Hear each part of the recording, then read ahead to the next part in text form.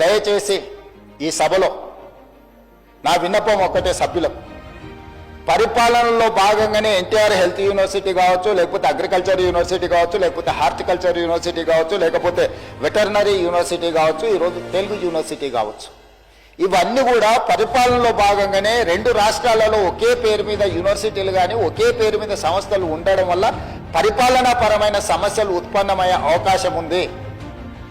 ఆ సమస్యల్ని పరిష్కరించడం కోసమే తెలంగాణ రాష్ట్రంలో నిర్వహిస్తున్న యూనివర్సిటీలకు కానీ సంస్థలకు కానీ తెలంగాణకు సంబంధించిన పేర్లు పెడుతున్నాము.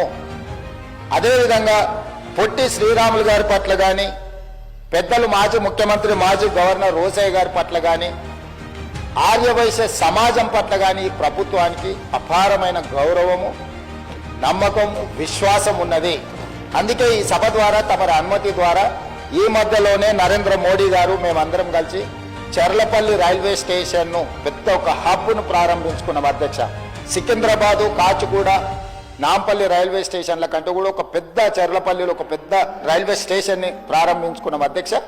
నేను కేంద్ర ప్రభుత్వానికి, కిషన్ రెడ్డి గారికి, పెద్దలు బండి సంజయ్ గారికి లేఖ రాయబోతున్నా. ఆ చెర్లపల్లి టర్మినల్కి పొట్టి శ్రీరాములు గారి పేరు పెట్టుకొని వారికి దేశం పట్ల ఉన్న భక్తి, దేశం కోసం వారు చేసిన త్యాగాలను గుర్తు చేసుకుందాం.